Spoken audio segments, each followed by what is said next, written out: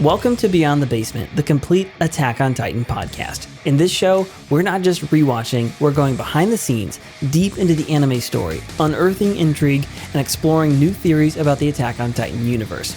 The majority of each episode is spoiler-free. Then, after a warning, we'll take a few minutes to connect the dots with storylines from future episodes. You can find us wherever you listen to podcasts, but don't forget, you can join us for the live broadcast Sunday nights on Facebook and watch every episode on YouTube. Links will be in the show notes. With that, let's get into the conversation. Welcome. Ahoy! All right. See, it's a klutzy week, I'm telling Ohayou gozaimasu! Gozaimasu! you. Greetings, Arigato. Earthlings. All the Japanese that I know right there.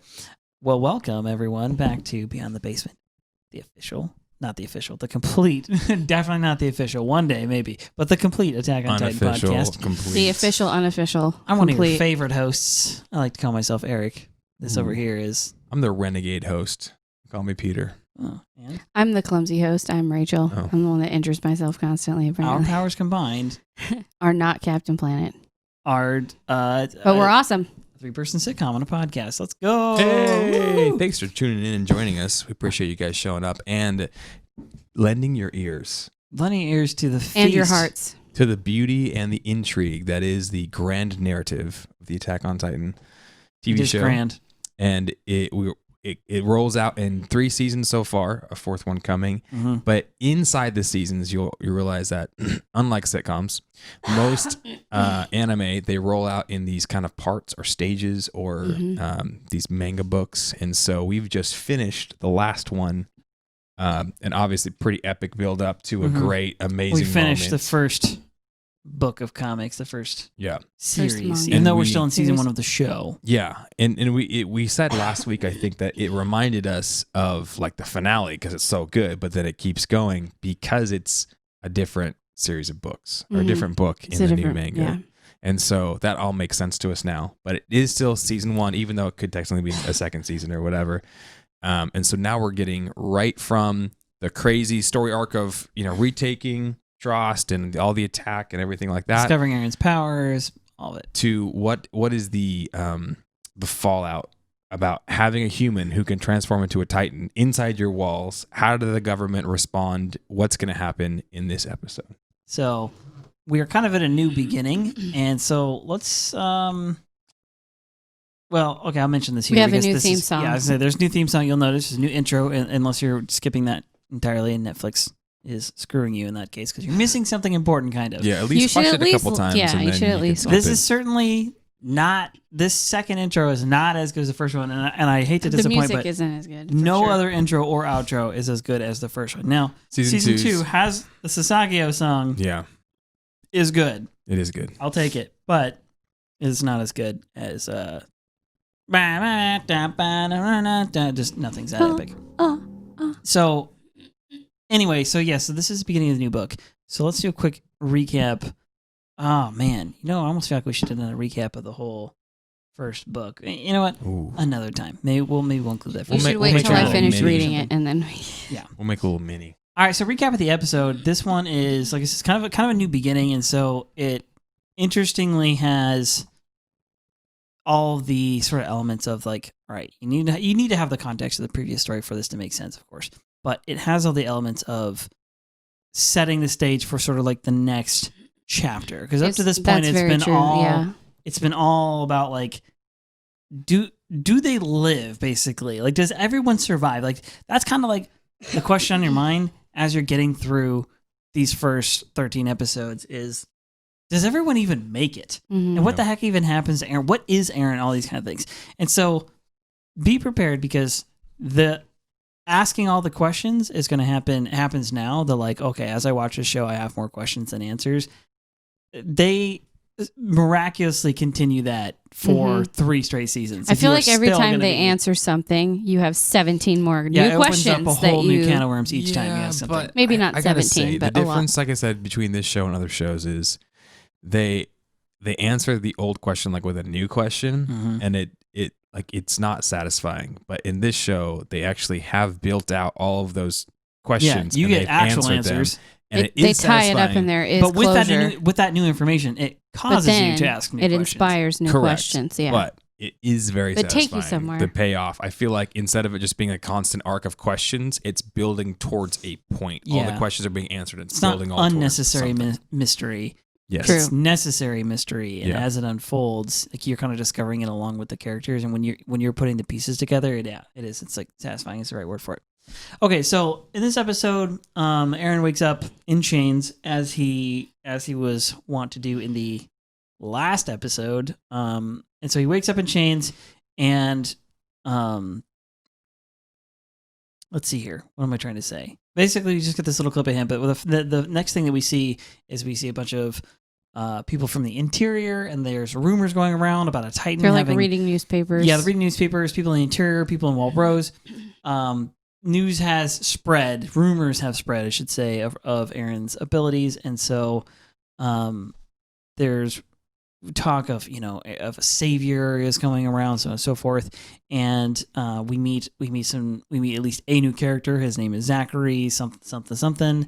Turns out he's the general. He's the guy in charge, the El Presidente of the entire military in humanity. So that's the three regiments. So if you remember, the three regiments are the scouts who go outside the walls, the garrison who protect within the walls, and the military police who are specifically assigned to the interior, the bigwigs, the important people. So there's a short conversation between Erwin, Commander Erwin, and Commander Pixis. Erwin Smith. Where they talk about, and we discover that Eren has become the subject of much political debate, and is about to be, his fate is about to be decided whether or not he lives, which of the three branches of the military he goes into in terms of custody, and they're trying to come up with a way to make it work out in their favor. Then basically Eren gets ushered into the courtroom, and we have this argument ensues. Debate. Zachary, El Presidente, is there, and a bunch of other people who represent the military police, people who represent merchants. There's a giant courtroom, and they are all arguing over what the heck is Eren dangerous? What are we going to do with him? And what about this power?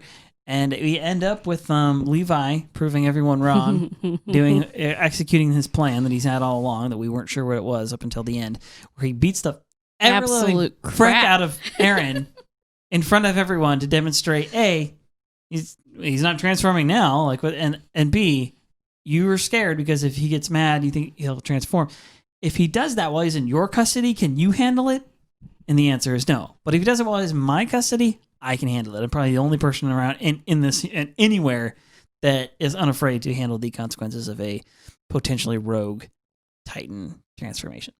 So they gain custody of him, and Eren's tooth grows back.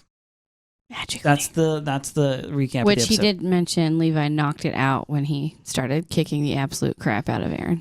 So yes, tooth goes loose almost right First away. kick, tooth on the floor. Okay, so we'll get to the intro. It's called "Can't Look Into His Eyes."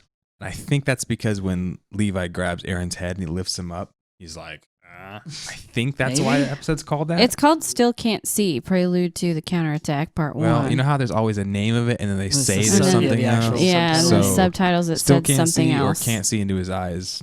So something. Well, at any rate, it's a great twist in the story. Generally, it's not like you can't see it coming, but the fact that Eren is in captivity is a great, like that actually creates a lot of interest, because we've been accidentally spoiling this, and not really, but there's this discord, political intrigue that has been going on, even in the 13 episodes. It's very much in the background, but it's not unobvious. Like, you can see it if you're looking for it in the story. There are inklings. Yeah, and that there's a division. There are divisions, political divisions, and differences of opinions and differences in attitude amongst humanity, which you would assume. And very much so now, we're discovering in this episode, there's just these large differences between the different regiments of the military, and even maybe more specifically the different walls they represent. There's not a united humanity, let's go defeat the Titans. Like, that is not the case at all. Yeah, Pixis even says in the earlier episodes when he's talking to Eren, he said, oh, well, if humanity had all one common enemy, wouldn't they all unite? And he said, we're not even united right now. And those were true words ever spoken, because humanity is not united.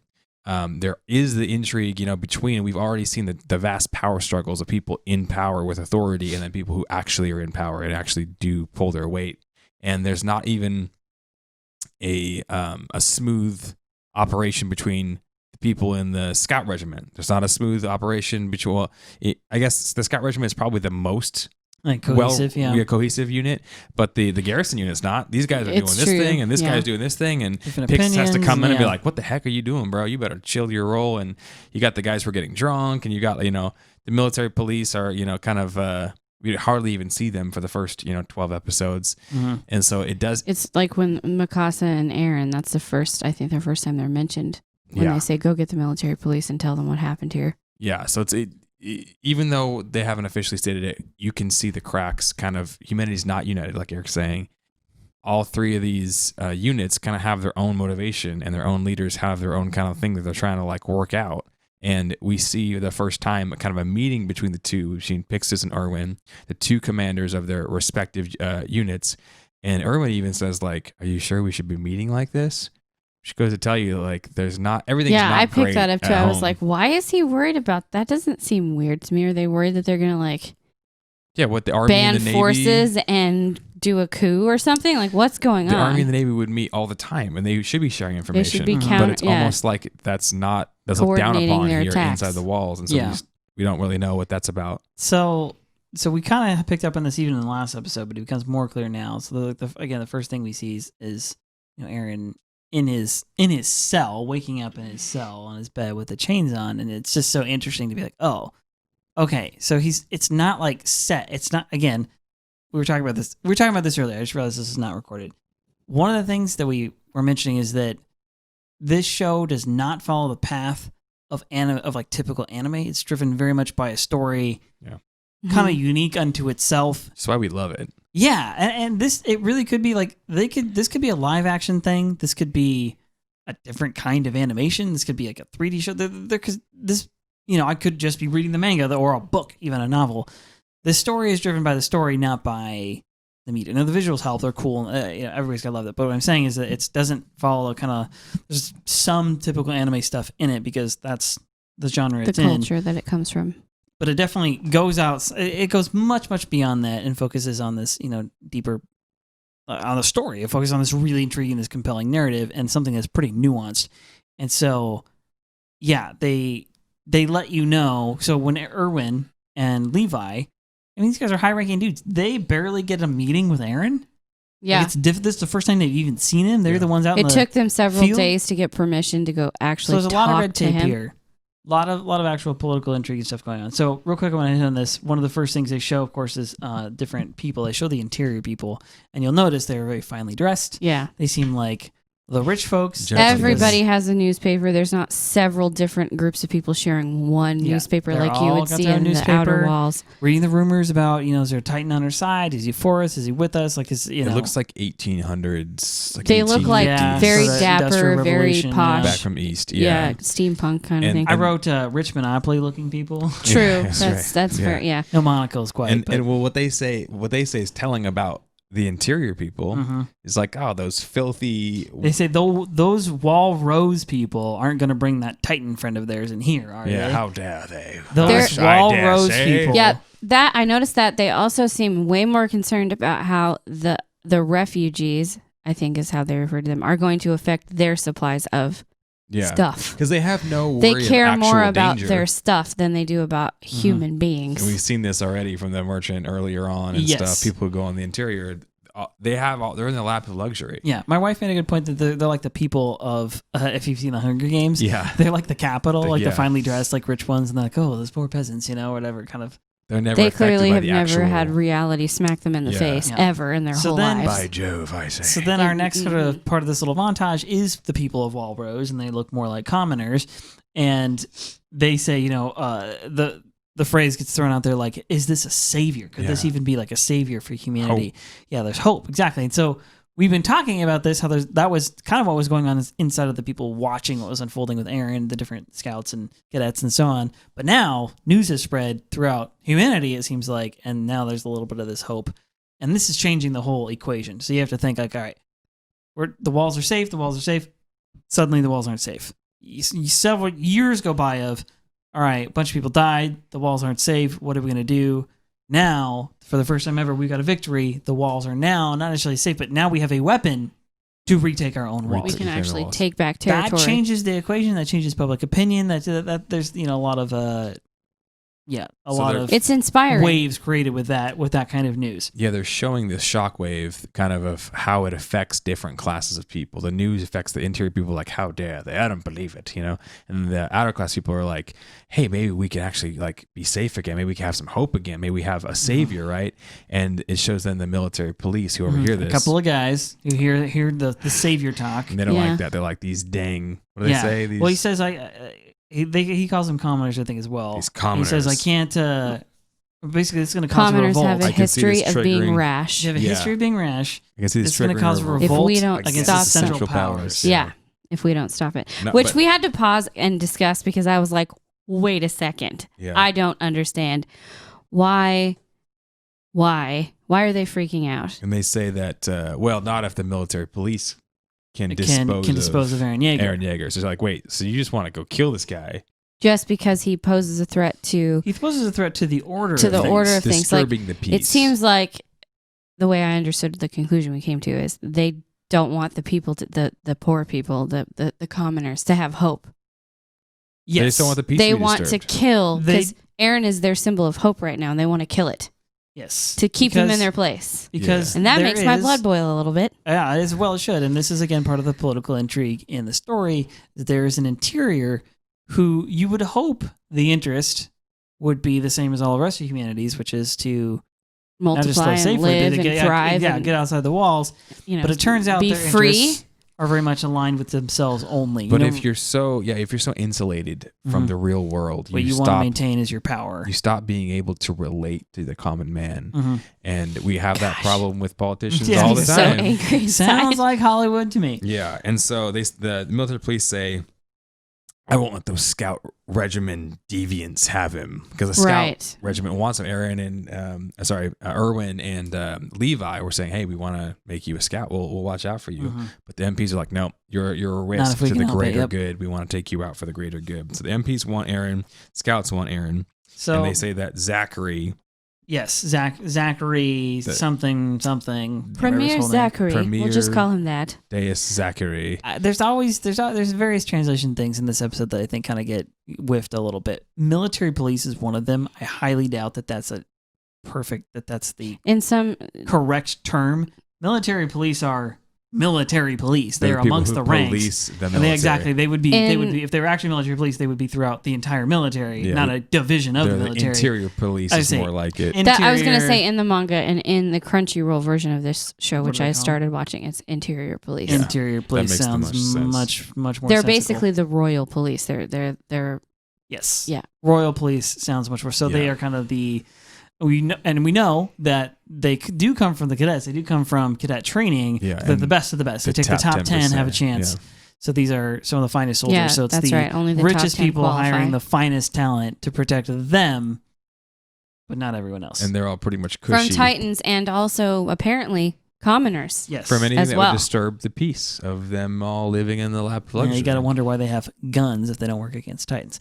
So we learned from the meeting between Pixis and Erwin. Yep. So Pixis and Erwin have this little stroll on top of the wall somewhere, and Erwin kind of comments like, "I'm not sure if we should. Wouldn't it be weird? Won't this look bad if people knew we were meeting?" And he was like, "You're as straight laced as I've heard." And Pixis is like, "We just randomly met on the wall. Remember? And this we're is just the conversation going for we a had on the stroll. Yeah. Pixis is always playing chess, bro. I love it. So true. And Erwin, they kind of decide like, okay, Eren's going to have this trial to decide like who's going to be able to take him. Yeah, this is where they tell us this Premier Zachary guy is the president over all three divisions of the military. He rules the three divisions. He oversees oversees the three master commander. He's like a general, or he's like the Secretary of Defense, basically, is what we probably say in the States or something.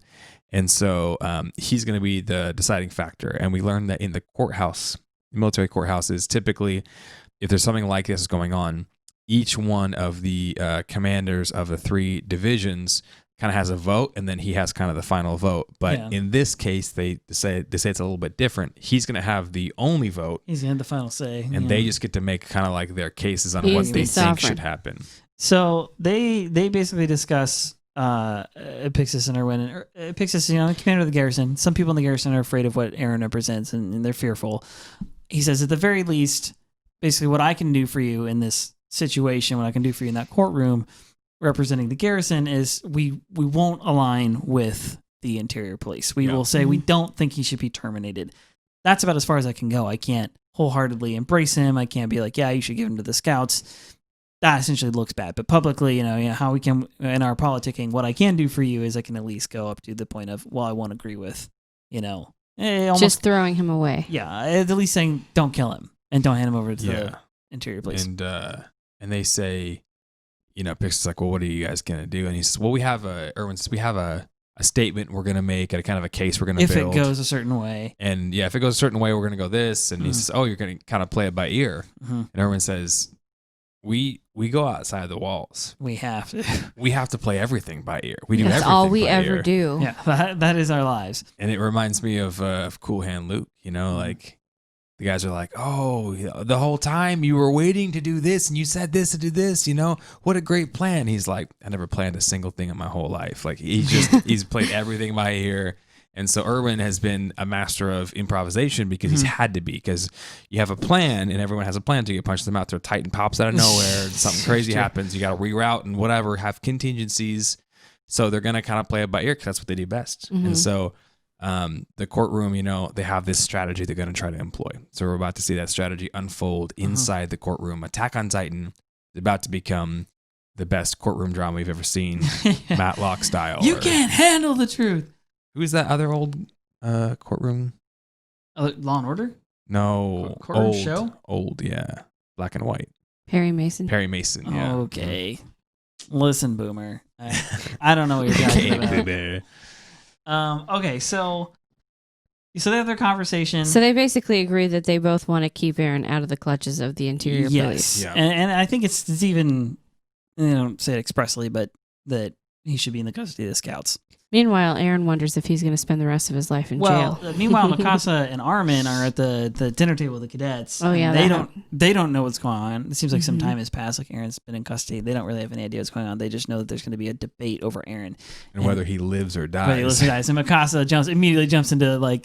Well, there's going to be a trial. Yeah, and then she's like, a trial about what? And then Armin's like, well, there's only one reason I can see, and then she knows he's right, so she freaks out. Yeah. And so right as the freak out moment comes, a couple interior police guys, they show up and are like, Mikasa, Ackerman, I didn't mean I'd let.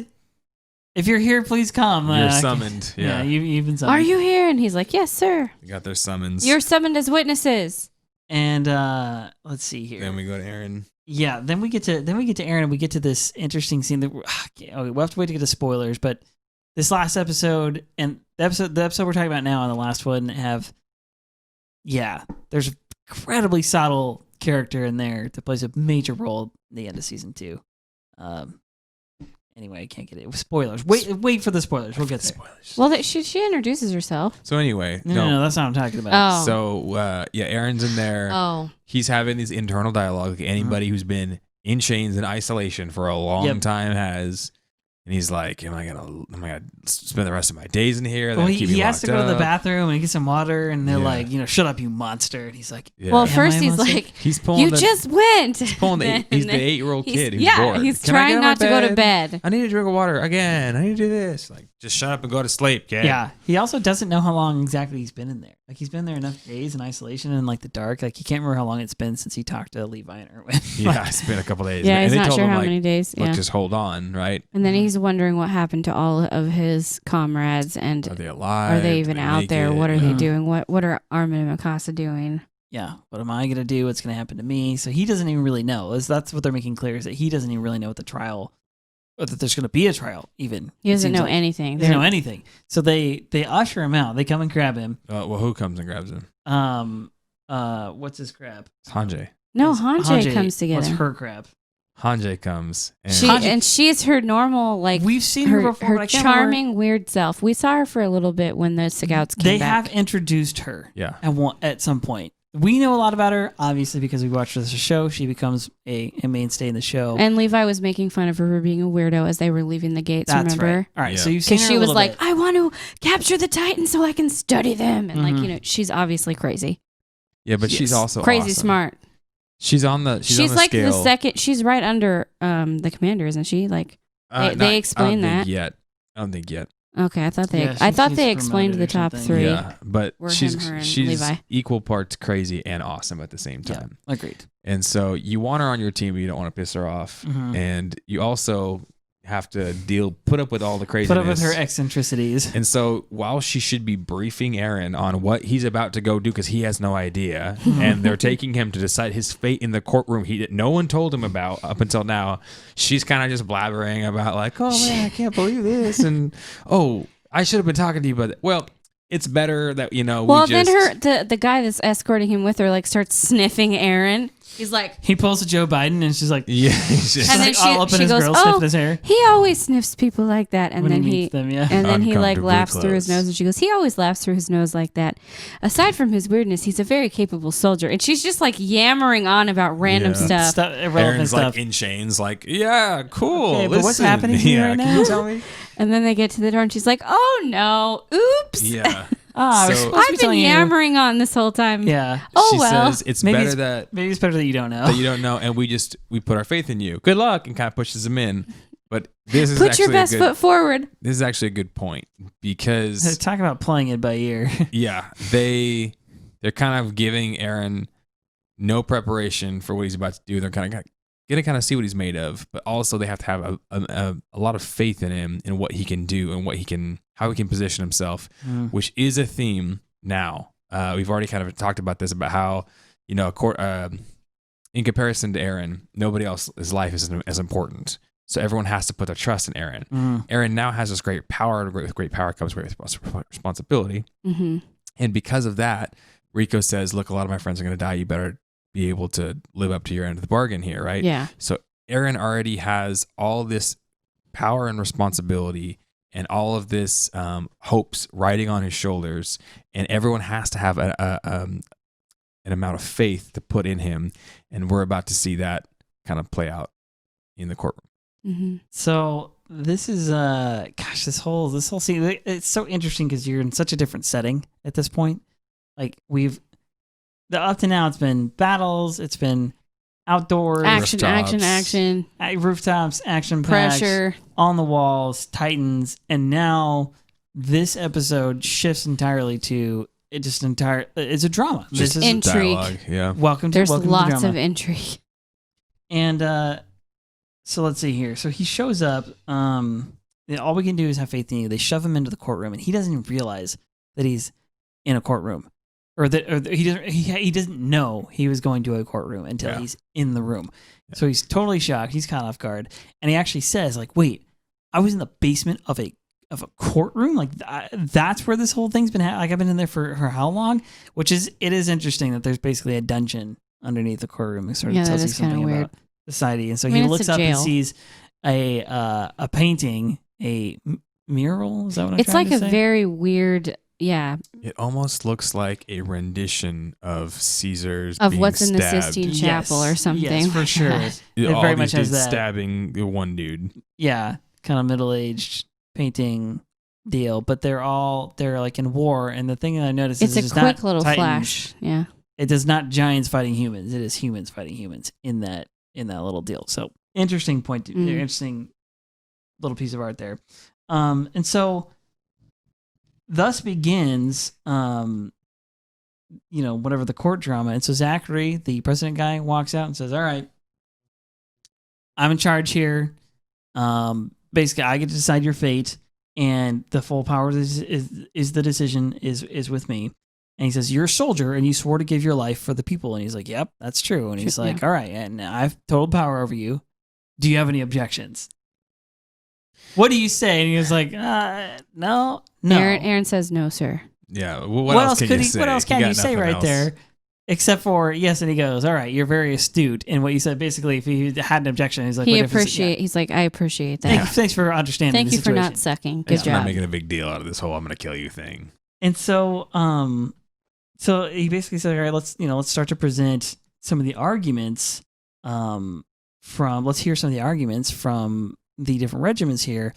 And he says that there's basically two regiments are interested in having custody of you, the interior police and the scouts. So all right, let's hear the arguments. It's basically a debate between the two groups for his life. For his life. You have to decide whether or not he lives or dies. When your life is on the line.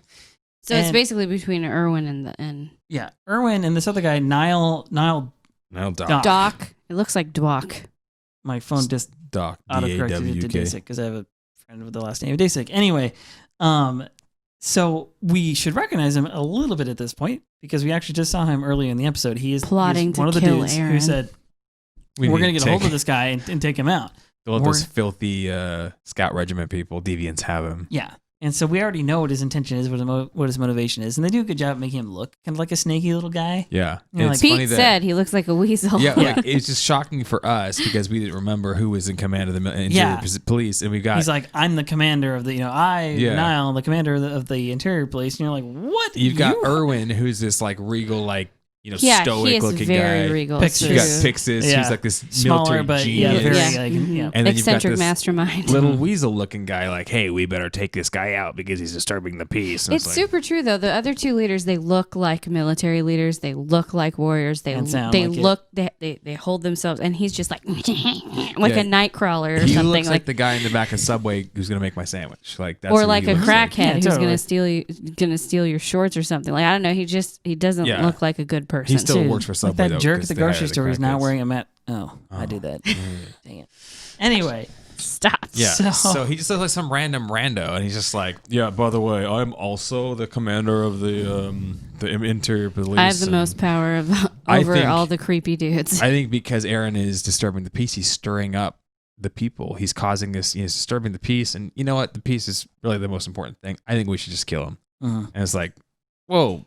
Bro, this is the first major breakthrough we've had in 100 years about Titans. It's the first victory we've ever had. The first possible, way we could actually retake our walls and maybe even go beyond the walls. Yep. He kind of has the same attitude as Captain Scaredy Pants from. Yes. Yeah, it's the exact same position. Like I don't understand this. I'm going to murder it. Yeah. Like they always hate when they understand.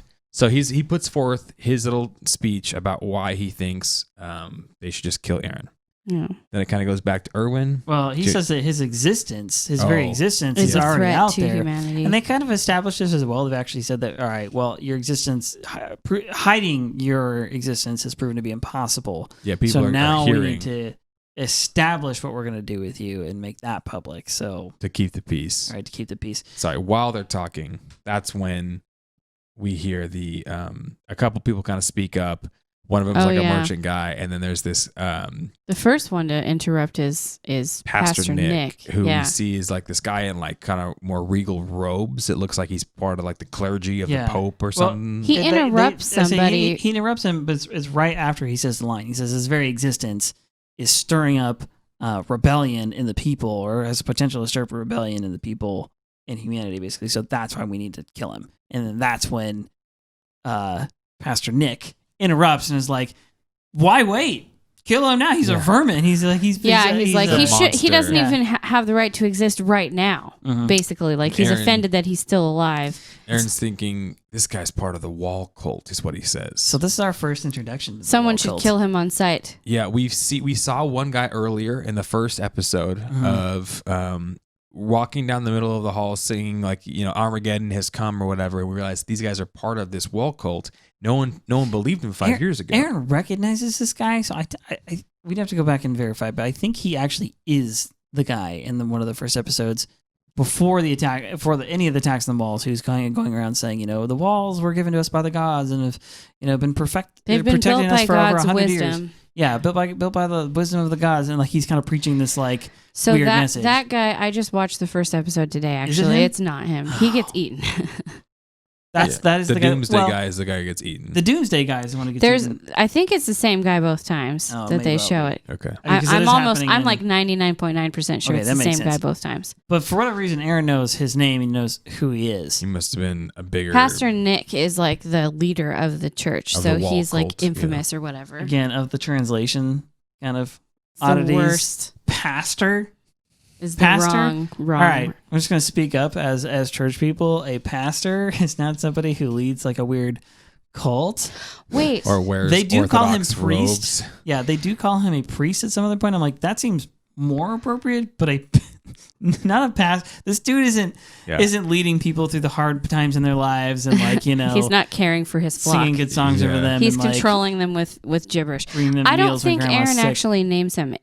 Eren just says he's one of those wall cult people in his mind. He says Pastor Nick. And then the premier guy says, Pastor Nick, be quiet. Oh, okay. No, you're right. Don't interrupt. No, That's right. where we get his name from. Eren doesn't actually know who he is. He just knows what he he's is. A wall cultist. So because of the crap that spews out of his face about the walls being and the sacred and given to us by God. Yeah, how dare you touch the walls? And he deserves to die. He says that he's like Eren's basically a abomination against the walls, and he says because Eren fixed the wall with the boulder and he touched the wall and the sacred wall and the wall. Anyway. And it's interesting because now it's like there's basically another faction, and Eren knows just enough about this to tell us that he's like, oh, he's one of the wall cult people. He says 5 years ago everyone ignored them, but they have some real power now. They've gained power now that all of a sudden people are like, we need the walls. Oh my goodness, they're stirring up. So these factions now gaining some power. It's gaining some steam.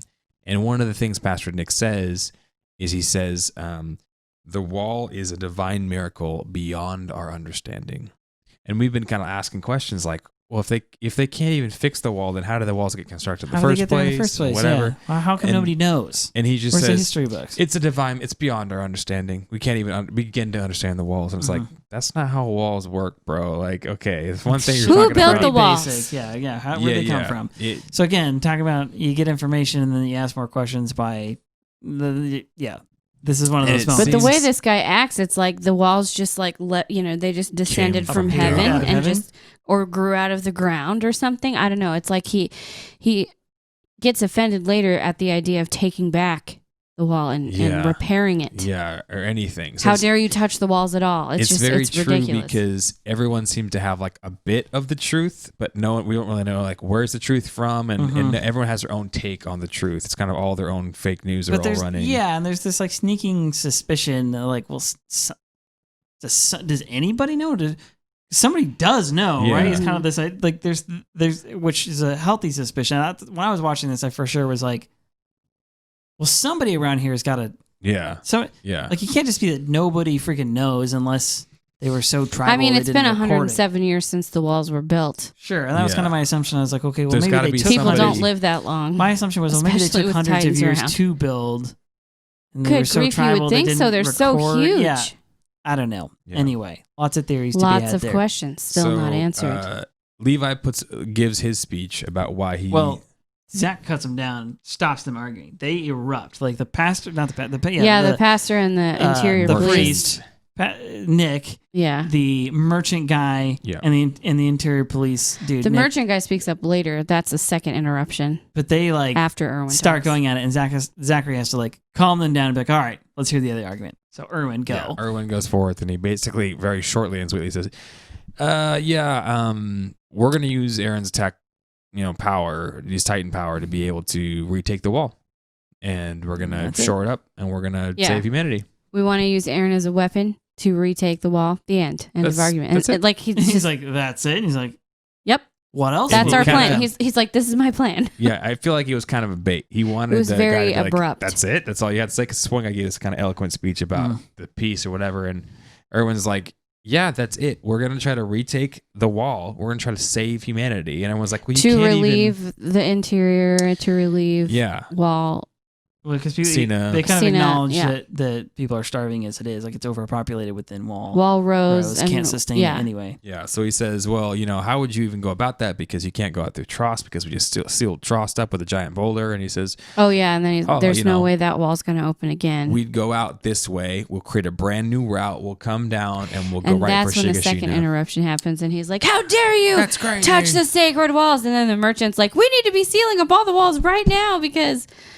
Well, yeah, all right, yeah, so much going on, there's so much chatter. The pastor's like, you can't touch the walls. Well, the merchant guy's really important because he brings up a good point, which is, he says, no, he's like, those gates should never be opened again. He says, the gates are where the Colossal Titan is able to attack, He says it's the only place that he can attack, which how the frick does makes he know that? no sense to me. Exactly. But completely they are irrational the weakest argument. point and the only points that have been continually attacked. Right. That is so far. That's true. So it's not he doesn't have any argument, but it's not a strong argument. Makes a it's leap. certainly made out of fear. And he says, we should seal up every gate. That way we'll be safe. Yeah. As if this is very, again, it's so funny because it's like parallel to So to right logical. now. We have a virus and people will just say things like, well, we should test everybody. That way we'll be safe.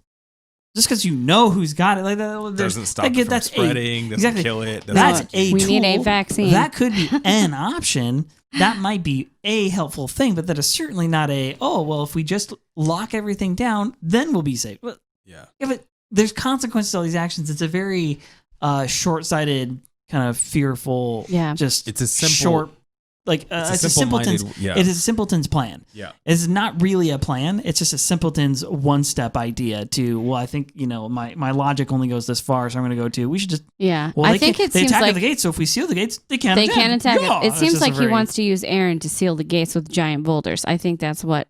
Maybe I don't know. Yeah, well, it's definitely. How else are they going to seal the gates? He's objecting to Erwin's plan to go out the gates. To leave with it. So however he thinks that's going to get done, who knows? But and it's like you're saying, it's a simpleton's fan, but it's not based out of like, okay, what are all the options? What's the data? How can we save the most lives? What can we do? It's simply like, okay, things were normal.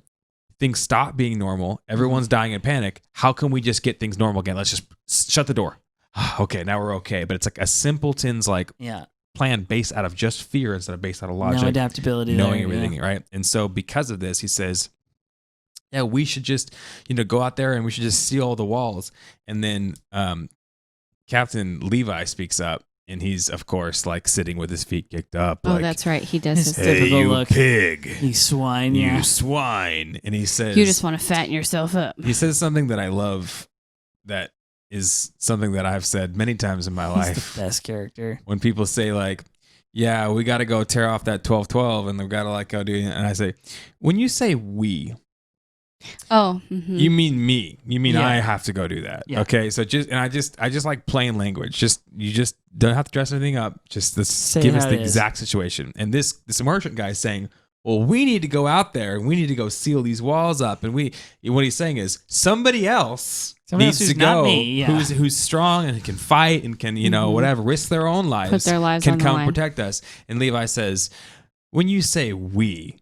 You don't mean you. You don't mean any. You mean basically the Scout Regiment is going to go risk their lives for you to protect you. And we don't think that's what we should be doing. We think that we should be risking our lives to save all of humanity, not just protect ourselves in this little tiny bubble right here. And then he also goes on to say, do you even have any idea what it's like to struggle? Do you have any idea what these people go through every day? Well, what he's talking about, and the merchant guy's like, he mentions a couple of things.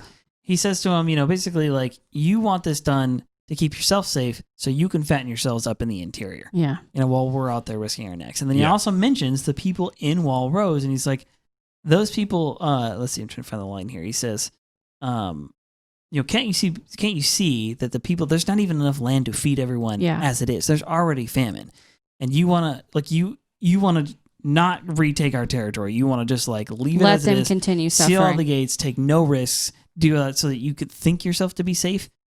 That's not going to happen. And anyway, so he does his line, and then the interior police guy quips back. I was like, okay, well, wait, we've got another counterpoint here. So it turns out that Eren is not actually in control of his Titan power because the reports are that he took a swing at Mikasa Ackerman while in combat, and they're like, isn't that so? Is that true, Mikasa? And she's like, and then freaking Rico. She goes, how do they know about that, Rico? And then Rico's like, why would I lie in my report? Rico just gives him a full... Rico says, why would I lie in my report? Gosh. Okay, she beat her in the face right there. God, that's so infuriating. It's like, Rico, what is wrong? You've been a punk this whole time, and you've even had some times where it's like, hey, it makes sense your friends are going to die. It's okay to be a punk in this one moment, but after the fact, nah, man. Somebody has to, let's say somebody has to break a law, they have to speed, or they have to, let's say somebody's attacking you, and your friend pulls a gun out and shoots the attacker and saves your life, but you happen to know, you find out somewhere in the course of the thing that they had the gun illegally. Or they're like, why the frick would you be like, oh, you just saved my life? By the way, I'm turning you in. Yeah, his license plate's expired too. Yeah, just exactly. So you know. Like, it's so petty and so dumb, but she does it anyway. She's so anyway. Yeah. So Rico sucks again. Zachary's like, well, is this true? Like, what happened? And she's like, don't lie, Mikasa. Tell and the then, truth. and then she grabs her arm and she's like, you won't help Eren by lying. Which is true. At that point, I don't know it was if I true. agree, but well, there were too many witnesses. That was the other reason why I think I just feel Rico like the truth will didn't. set you free. But it's okay. It's all about the context, right? This is true. And so she gives context. She Mikasa's says, like, yeah, he that did tried happen. to kill me, but he also saved me. Mikasa like tries to hide her facial scar that Eren gave her when he tried to murder her, and then meanwhile Eren's like, "Is that true? Did I try to kill?" He doesn't remember Mikasa, me, because he was and in he's primal like state. horrified because nobody told him yet. Memory issues are a real. He has thing Alzheimer's in this disease. show. Just saying. Yeah. So she's like, well, he did save my life on 2 different occasions. He actually intervened to save my life. Yeah. Please take that into account. Take that into consideration. And Is so that then when he's like, well, interior police guy quips back he quips again? back again. He's like, okay, He's such a dirtbag. I have other reasons to believe that her testimony basically is somewhat invalid. Brings it into question because she's actually known. She lost her parentage as a child and was adopted by the Jaegers and was included in Eren's family for that whole time. Not only that, but we have reports, which if you remember back to this episode, he says we have reports that when they were 9 years of age that they stabbed 3 different... He says murdered. He uses the word murdered. 3 different robber somethingers. What do you call They them? murdered kidnappers. 3 adult kidnappers. That's what he said. Yeah. So we have to at question 9 his humanity. years of age. We have to question his humanity As at all. it is. And so you'll remember that this is true, right? We get that little flashback from Mikasa, and when you watch that episode, it's like a moving, like powerful, like emotional thing. It's a fight for life, and these guys are freaking human thing possible. Yeah, these guys are human traffickers. Like this is a moment where they a 9-year-old actual executes monsters. justice. Yeah.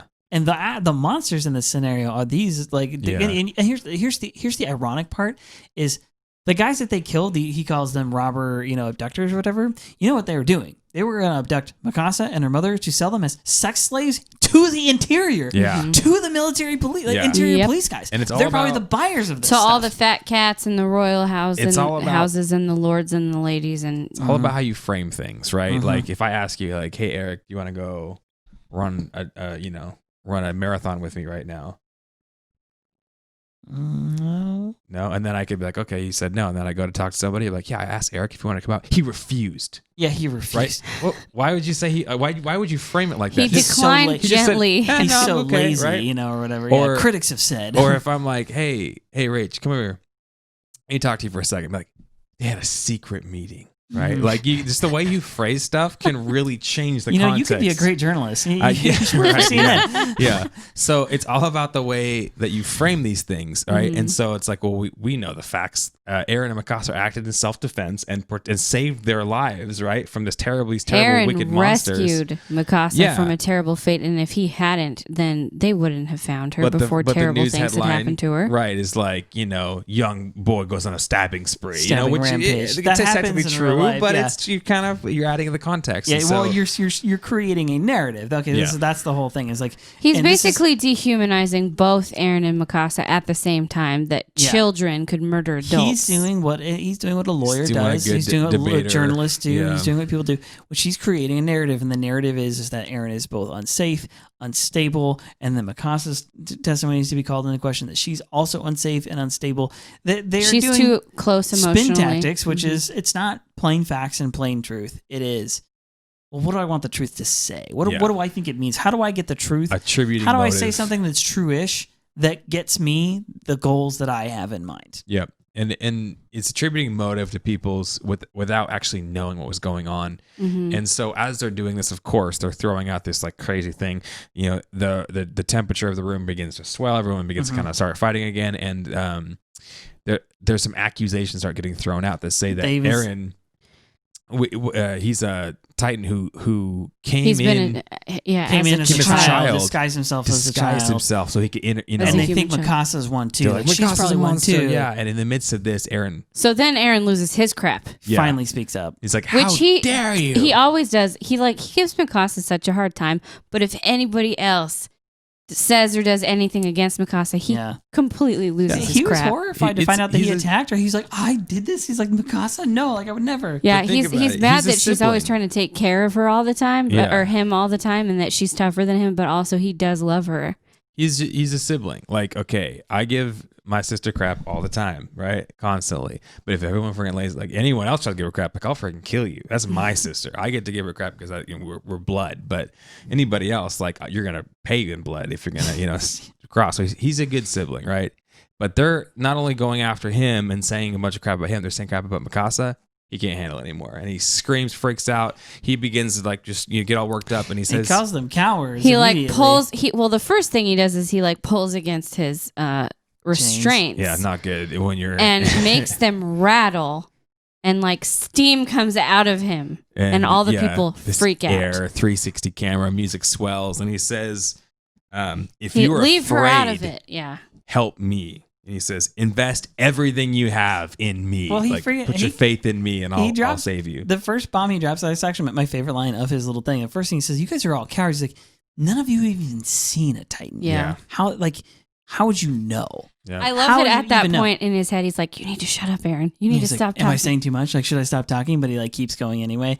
Just pretty, it's a clever little piece of, I feel like it's something they execute in the comics, and they actually did it pretty well in the TV show version of this. He's at war with himself. And he says, listen, he's like, if you want to fight for your lives, you want to fight, if you're afraid, you're fighting for humanity, you need to invest everything in me. He's like, what other shot do you have?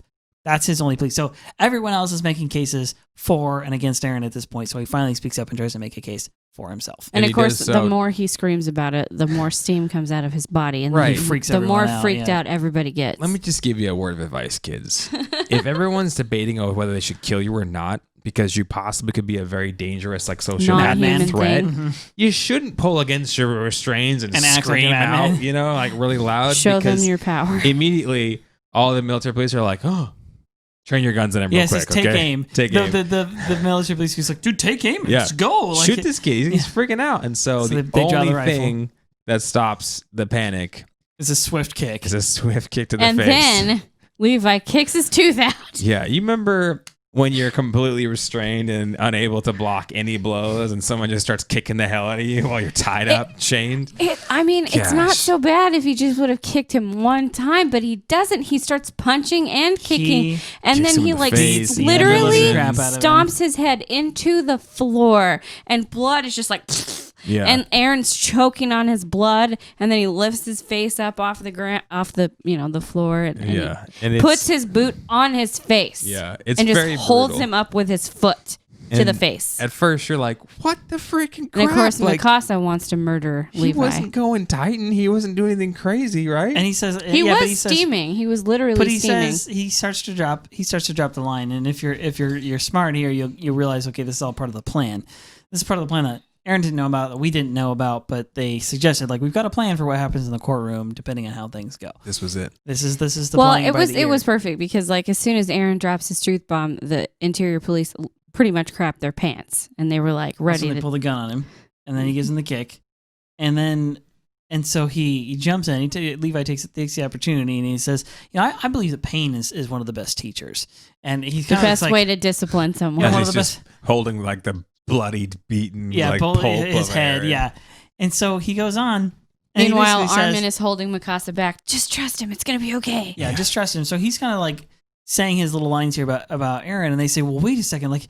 Are you if he gets mad and he transforms, he could be dangerous?" And he's like, "Yeah, he could be dangerous." He goes, "You guys plan to dissect him, don't you? Right? That's the whole plan. You're gonna tear him apart. Torture him first. If you're gonna torture him, whoever wants to torture this guy better think long and hard before they do, because you're right. He could transform. Can you handle that? Mm-hmm. Probably not. You know who can? I can. The Scouts, you know who's actually seen Titans, who's actually fought? Mm-hmm. You know who actually has a military record? You know who can actually handle this guy if he, for some reason he becomes dangerous and unstable is a real problem, we can. And the rest of you, who knows what the frick happens to you? Yeah, good luck. Meanwhile, he continues to like give Eren a few punches just to make his still point. Like just destroying Eren, stomping on Eren. Yeah, and he gives what is now the most obvious. Again, this is like a perfect kind of build up to. It's funny because I said you can't handle the truth earlier. If you've seen that movie, A Few Good Men. That's kind of the whole point of the movie. Is it's extremely similar. The movie is a courtroom drama, a military courtroom drama, of course, and like Tom Cruise's character is like a young but like talented lawyer, and he spends the entire movie building up a case, and he spends the entire movie basically building up a bluff. He's building up a bluff so he can draw out a confession in the courtroom from from Jack Nicholson's character. You know, he's like, you want me on that wall. You need me on that wall. Like, anyway, he's like, what do you want from me? He's like, I want the truth. You can't handle the truth. Anyway, that line became like a meme in like the 90s and so on and so forth. But if you actually go watch that movie, that line is like powerful. It's the same thing as, I think, Therefore I Am. Like, if you know all the context building up to I think, Therefore I Am, you're like, wow, this is profound. Anyway, so this is kind of a similar moment where they create the buildup. They let people do what they're pretty sure that they're going to do. They let the story happen so he can jump in and build his own narrative. And it's not just, this is kind of how it is in debates, especially. Debates, courtrooms, you don't come out with your strongest, you don't swing first with your strongest argument. Right. Because then it doesn't look like your strongest argument. You come out with a Commander Irwin statement, which is we plan to retake, we plan to retake Wall Marina. Yeah. That makes the most sense. And you let the arguments develop and stack up and go against each other. And you drop the biggest bomb, the most compelling argument at the right moment. That's when it becomes the most compelling argument. First, you poke holes in their arguments, you poke holes, which they did do that. But he makes the most compelling argument by far because now there's a real present danger in the room with them, and that's when he decides to come out and be like, "Can any of you handle this? If he really were to transform, who in this room has the capability to take care of that?" But it's showing too. It's like everyone's really afraid of this, like wild lion or something like that. He's the only one not afraid of him. And then the lion tamer gets in the cage and makes and like he beats the piss out of Eren, and he's showing like, you think he's a threat?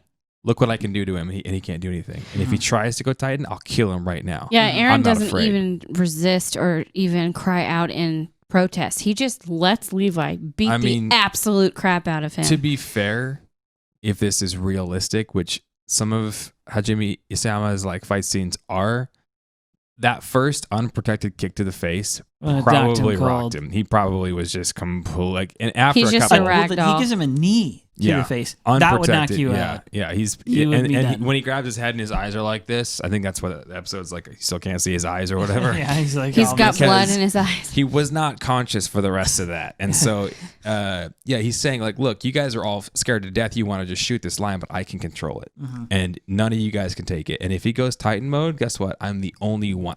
We are the only ones in this entire area who can actually do something about it. So put him in trust with us, and we'll take care of it. That's when Erwin speaks back up again. In the shock of the moment, that's when Erwin jumps in and says, "Hey, let me present a I have a reasonable new plan. proposal. I have a new proposal, which is not new. I mean, he had this kind of this is his what he's hoping for it to happen. There's too many. There's certain uncertainties with Eren, but we can handle him. So let us take him on a mission outside the walls. And you have to think."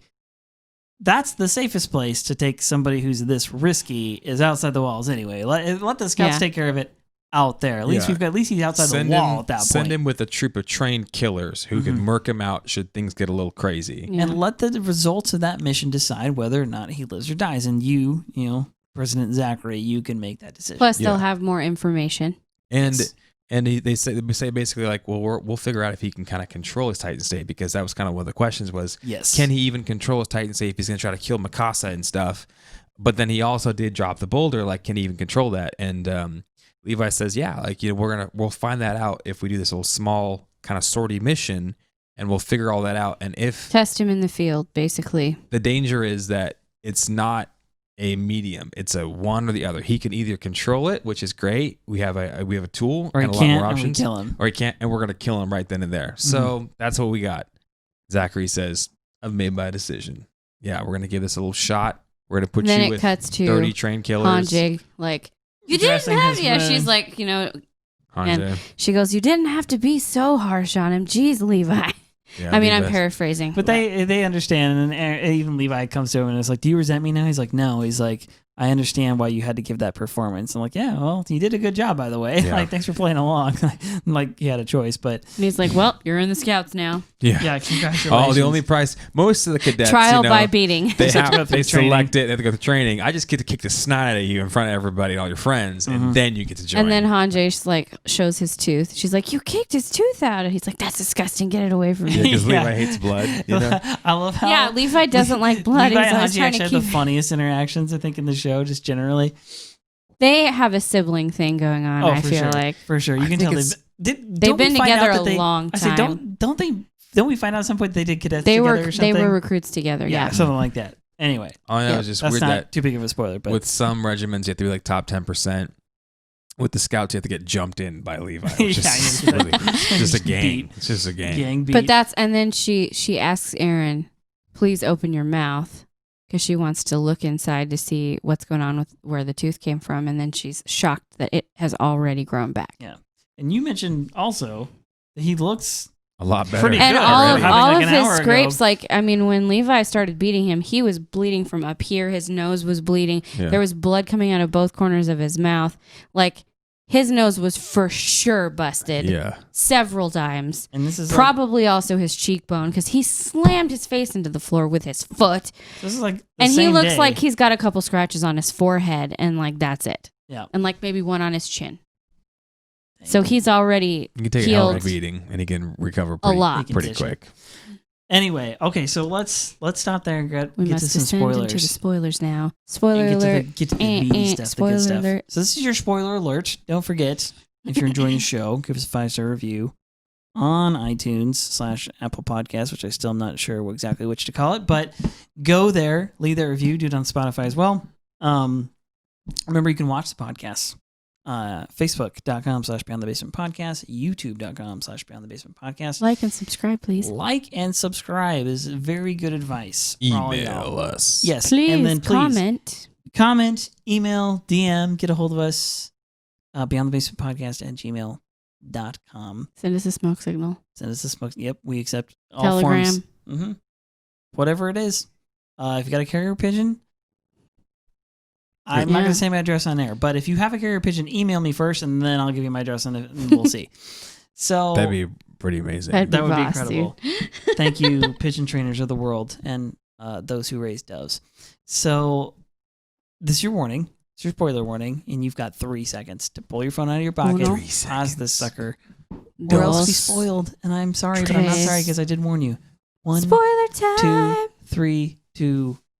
The shirt has come off, folks. Oh my gosh, dude! Now he was real. prepared. It's spoiler time, dude. Now spoiler time is getting real. Okay, so can I jump into mine first? Which one of the more it. complicated ones? Yeah.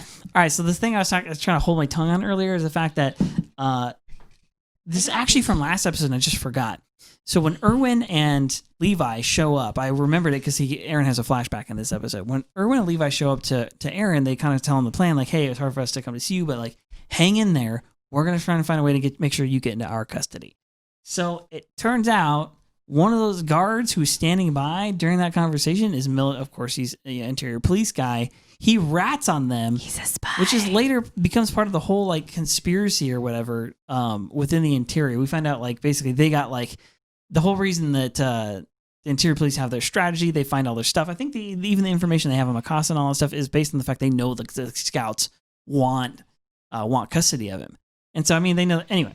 Well, they know they already want to keep him out of the hands of the scouts, and they're plotting to kill him before he even goes to trial. Yeah, but what I'm saying is, like, the whole thing is, like, there is a conspiracy going on in the interior to keep people in the dark, to maintain control, to protect the royalty. Mm-hmm. That's been was going on, like, even in the rank and file, even in just a guard standing by over Eren was committed to this thing. If you realize that the first thing we hear of the commander of the military police is like, Eren's causing a ruckus. Well, we better go just take him out. He's giving the people hope. We need to kill him. Just like you friggin' took out Rod Reese's mother, what's her name's mom. Right. And just like you took out, what's his name's parents. Oh, yeah, Chris's mom, and Armin's Historia. parents, yeah. And Anybody who caused any Erwin's trouble. dad, Erwin's dad, that All one. these You guys people have a are history fond. of making people disappear, and I don't freaking like it. You're dirtbags. And You it's interesting suck. because I can't wait to get back to those parts because I still am unclear on exactly how much about like the Titans and Titan power and stuff like that is known in the interior. It surely seems like not everyone has this clear idea about it. I don't think they would be having this meeting. The courthouse thing wouldn't be unfolding if everyone did, but it's going to be interesting to find out like who knows what and so on and so forth. But it's pretty clear like the royalty and just human corruption is at play. And I actually love this when I watched season 2 and it took a turn towards we need to take care of what's going on within humanity. And like, I loved that because I was like, this is not just filler. This isn't just like, I love the feeling that this is a twist in a story that it feels realistic. I understand there's nothing, it's an anime, but it feels like something universe. like real life where it's like, we need to get our own house in order if we're ever to have a chance. Which Pixis sort of foreshadows that whole idea when he says, if we can't have unity, we don't have a hope to win anyway. And they end up doing that. Remember, they kind of force that coup, and Zachary actually helps him along with Pixis and Levi and Erwin and Krista. Yeah, we've met all the people that are a part of the coup. Yeah, now, and they kind of have to stifle the interior and all the like upper lords in order for like things to actually take place, which is just crazy. They definitely set up.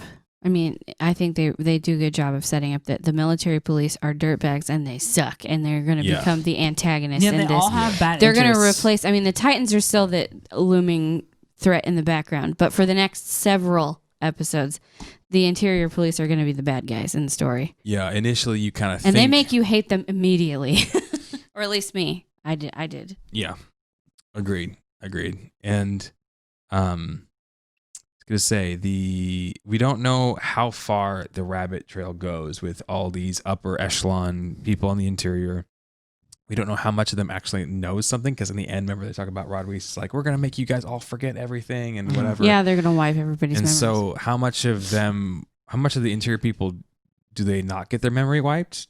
Are they? Yeah, that's definitely one of my questions. The military police were they talking about? Well, clearly the church knows something because Pastor Nick later is like, keep him out of the sun. That's the next spoiler part I was going to get to. So we see Pastor Nick here. We definitely get to know him a little bit more. We get more information, but it's scant. Even all the way through season 3, there's a few things that they leave, major things. It feels like they leave untold or unfinished. So one of them is there's a Titan, and at the end of this season, the last frame in this season is the face of a Titan inside the wall. Like the walls are made out of Titans, but which Titans without powers or dumb Titans? Well, and then we find out that the stuff the walls are made of, it has the same composite material as Titan skin. Yeah. And then there's a Titan actually in the wall. But why is he in the wall? Yeah, why is he? Why did they build the wall around him? Or did he build a wall around himself? Or like how many are there? Yeah. Are there 3? Totally, they don't really explain that. They give you a little more explanation, like, the walls, Ymir and the Founding Titan. They kind of give you a little explanation there, but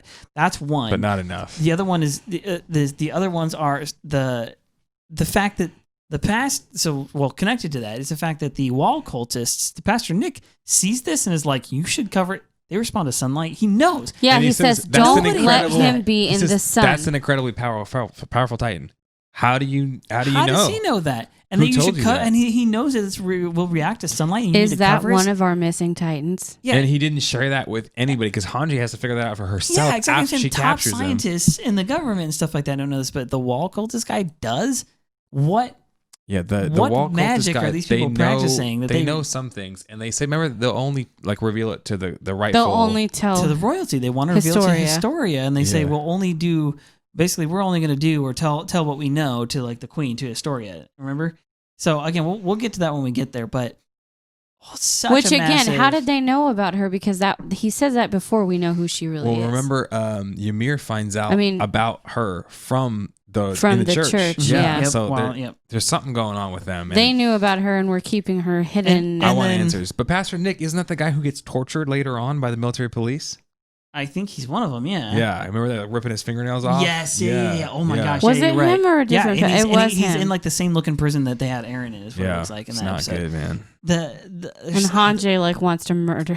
And then it's so curious to me because when we find out like more about Ymir's story and stuff too, it seems like there's a similar like culty thing going on over in Marley. Yeah. Like, is there a connection between the two? Cultists to the that's actually a theory we had about that early on. It's also interesting that the interior people dress similarly to the Marlians that we see in the flashback when we finally get to the basement. Yeah, because the Marlians are sort of a they have airships. They have more technology. They're a couple years ahead. I say they're definitely at full swing industrial age. Yeah, like they for sure they have like technology and photographs and stuff like that. Are there motor cars? I can't remember. Yeah, there's powered stuff. Like they have. I remember the airship specifically. But they but the people in Paradise, the Eldians in Paradise, the interior people are sort of like early Industrial Revolution. So they're sort of wearing like they have trains. But it makes sense because they've been under constant conflict, and it kind of mirrors some of the things that we've seen. It's like Japan and even the West. The ships. When you have constant warfare, you don't have time to go be able to develop your own technology. Plus, when you have all these contacts with other cultures, that allows you to grow really fast. When you're separated, like Japan was for a long time, isolated, they were like feudal age for so long. You can't develop as fast because you can't see what other cultures are doing. So you don't get inspired as much. And you can't bounce ideas off of. You don't have all the great scientists learn from working other together. People's failures. Yeah. So because the Eldians have been separated, of course they'd be behind. Plus they're under constant conflict. So the fact to me that they're still wearing like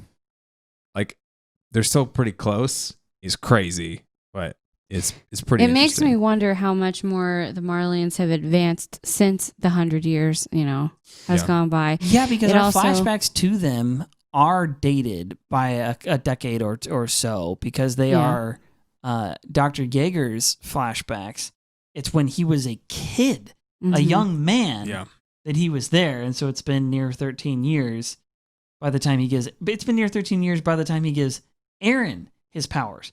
Yeah. And then we don't see the photograph. Then it's go till 5, 6, 7 years, however later it's been after almost that. 20 years probably. Exactly. Right. So who knows where they're at now? Yeah. Also, Beast Titan Zeke seems to be really fascinated by how advanced their ODM gear is. And how much they've learned He didn't know what technology that seems to be the main technology they've developed. Yeah, and to any degree. But how do they know anything about the people inside the walls? Because the Founding Titan left and he took his powers and he went behind the walls. For all they know, he could have been like, hey, I'm gonna tell you guys everything. I'm never gonna wipe your memories, and we're gonna prepare ourselves for one day the invasion. I feel like I need to watch the thing those that makes episodes me like 12 wonder, times to even understand. Did the Founding Titan have some sort of deal with a pact to say, hey, we're all wipe your memories, so they'll never or whatever. But then why are these guys then invading to go take these guys out? Yeah, I think there's was the pact broken somehow when the owl did what he did? Like, who knows? Yeah, it's all quite mysterious. So as you guys know, I started reading the manga. I don't know, nobody else knows that, but you guys do because I told you. I read the first section, first book, because it was only 99 cents on Amazon. Heck yeah! So I got the ebook version, but then I ordered the actual physical copy. It hasn't come yet because you know coronavirus. But just in that one, which I read in like 30 minutes because I couldn't stop. At the beginning, when Eren wakes up from his dream, he looks up at Mikasa, and the first thing he says is, "When did your hair get so long?" That's the first thing in the first episode? In the manga, the first book, the first time we meet Eren and Mikasa. He wakes up out of his dream, and he has future memories. He is okay. So then I rewatched episode 1 today because I was like, I gotta find this out because he doesn't in the episode on Crunchyroll anyway. He doesn't say that exact line, but he looks up at her, and as he is waking up, they show us flashes of what he's dreaming about. He sees the beast that eats his mom. Mm-hmm. He sees Mikasa with short hair. He sees the Beast Titan. He sees a bunch of stuff that hasn't happened yet for like 2 seasons. Remember the owl? And then he sees stuff from the past too. Like he's dreaming about things that haven't happened. He felt like he was in a dream that lasted forever. And then he says that, yeah. So like, then he's crying too. He's uncontrollably crying, and he doesn't know why he's crying. And the interesting thing is, are you crying again? This is before that is happening. Before he has the before Titan he's a Titan. Yeah, so it just must be the Eldian What blood. is going on? Exactly, as if it's just how part is of him. it's like he was meant and to the become owl whatever had he is. future memories as well. Where maybe that's the coordinate that they're looking for. Maybe it doesn't have anything to do with whether or not he has else. the attack Titan powers and so on, but he's just as the coordinate period. He already was. Like, I don't know. I just had that thought today. Like, because why the frick is he dreaming about stuff that hasn't happened yet and stuff that happened 100 years ago? Because we don't know if the coordinate actually means the founding Titan power or not. Conjecture. Hit me. Okay. Eren was conceived by Grisha and his mother. Yeah. And Grisha has the DNA, has the Titan power. And he does have the Titan power, so true. That and could have injected, that could have put in the memories from the bloodline. But he has, in his flash dream, he dreams of his mom getting eaten. Yeah. Grisha didn't have that in his blood. Well, so there's definitely it's something so confusing. to do with I'm saying the owl. I'm saying the owl. And then the owl mentioning the owl has future memories about Mikasa and Armin specifically. He says that to Dr. You Yeager. have to save them. And he says, go start a family. And he does. And he goes and starts a family. And again, he conceives Eren while he has not only the attack on Titan, not the attack Titan power, but the attack on Titan. I can't stop saying the attack Titan power that he got from the owl, who's the one who's having the future memories. Right. So then he conceives Eren. Eren doesn't have the power, doesn't have the exact power yet. But if there was some kind of he has the blood of the owl in a sense. Well, is that what they mean by if the power doesn't get passed on before someone dies, then another person will get it? Maybe he was already destined to get the power in the first place. Or maybe if his dad died before he gave it away. I don't know. Or maybe all Eldians have that, or maybe just that was a facet of the Attack Titan's powers, as you have the ability to sometimes see the future. Yeah.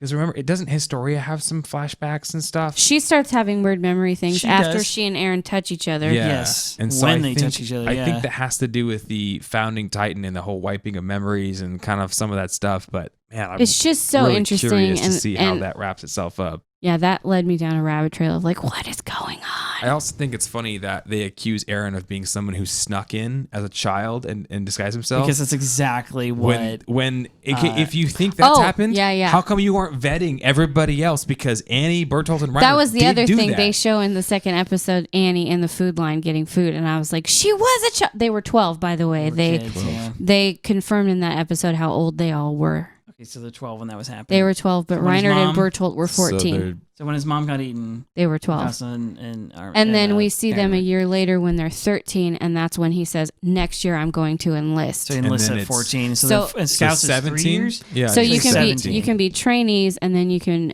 wait until you're old enough to enlist at like 14 or 15. So that's not super 17, clear, 18, but I'd say that's what they are right now. So then 3 years later, because then you get kind of your strength. You got them through puberty. You've got some muscle. And then there's some of the young ones. Eren, Armin, blows and, my mind, and Mikasa would probably be some of the young ones because she just said, the Bertolt and Reiner would be a little bit older. When they show the flashback of Reinhard and Bertolt and Reiner and Annie and that mysterious guy who gets eaten by Ymir on their way, Annie is a 12-year-old girl. She's a little kid. Reiner and Bertolt are a little bit older. 14. They're like trained but they're still already. And so is she. These monsters sent children into there to do that. And that means that Reinhard and Bertolt were killing people when they were just 14 years old. They turned into Titans, busted through the walls, and started killing people because they both kill people. Dang. They were children. That just... It just shows how... Who are these monsters? I want to know. Why? Dehumanizing the Marleyans became, and they treated the Eldians like they're complete garbage. Dang. It's just so awful. Any other spoilers from this episode? I think that line, put all your trust in me, like Eren yells out, which is kind of a weird thing. I think that is going to end up being the finality. Everything's going to come down to Eren in the end. Mm-hmm. Yeah. He's going to unite all the Titan Bloods or something. Something's going to happen. Ymir's going to happen. And yeah. So. Okay. Well, I think that's probably it for spoilers this week. Yeah. We went off on a nice little tangent there, but I think that was good. All good stuff. Again, come find us on the various social medias. And yeah, if you're enjoying the show, seriously, leave us a review and hit us up with an email if you have questions, if you have your own thoughts or theories or something like that. Yeah. Even if you are a dirty manga reader. I feel like we cheating, missed some, getting ahead. Hey, listen, I'm reading stuff from imagery. the past, though. I haven't gone ahead of us yet. I feel like we missed some imagery from this episode. So if you feel like we missed something, yes, please let us know. Especially if you speak Japanese. Pretty sure y'all are gonna have some insights that we won't have. You know what? I have one friend who is Japanese and speaks Japanese. I need to be like, I hope you don't get asked this all the time, but could you watch some anime and give me some insights on the interpretation there? What are they actually saying? What does it actually mean? Thanks, Monica. You're a real pal. Anyway, all right, guys. We love y'all. We will see you in the next episode. Peace. Peace. Thanks again for watching and listening. If you're enjoying the show, you can leave us a 5-star review on Apple or Spotify. If you're really loving it and you want some extra cool content, you can join our Patreon page over at patreon.com/beyondthebasementpodcast. Check the show notes or our social media pages for links to some really rad Attack on Titan merch. All right, guys. See you next time.